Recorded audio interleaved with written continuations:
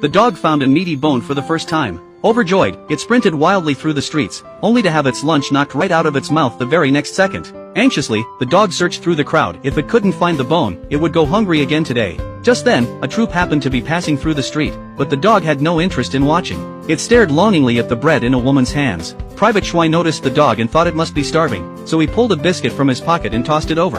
Seeing the biscuit, the dog gulped it down in one bite. But one biscuit was far from enough to satisfy it. In a flash of inspiration, the dog decided to follow the troops, hoping for more food. It trailed Private Schwei all the way back to the military camp, only to be stopped by the guards at the gate.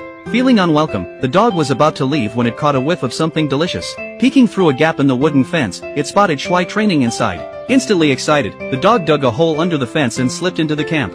Following the scent, it made its way straight to the kitchen. The sight of ribs laid out on the table completely won the dog over, but before it could take a bite, it nearly got hit by a chef's cleaver. The chef hurled the iron pot its way, sending the dog fleeing in panic only to crash right into a soldier. When it looked up, it was none other than Schwei, the one it had been looking for. From then on, the dog stayed by Schwei's side, refusing to leave. To get his attention, it let out a bark which unexpectedly caught the drill instructor's notice. The instructor asked who the dog belonged to, and the dog immediately looked toward Schwei. Panicking, Schwei tried to signal the dog to leave with his eyes. But instead of getting angry, the instructor told Schwei to take good care of the dog. Then, training resumed. To everyone's surprise, the dog even mimicked the soldiers' stances during drills. Seeing such an obedient dog, the instructor couldn't help but laugh. With the instructor's tacit approval, the dog began its life in the army alongside Schwei. Every day, it joined the soldiers in training. At first, it struggled to tell left from right, but as days passed, it not only followed commands accurately but also excelled in intense drills. The dog also proved to be a capable assistant. After target practice, it would fetch the bullseye for the instructor to review. Everyone grew fond of it and even gave it a name, Stubby.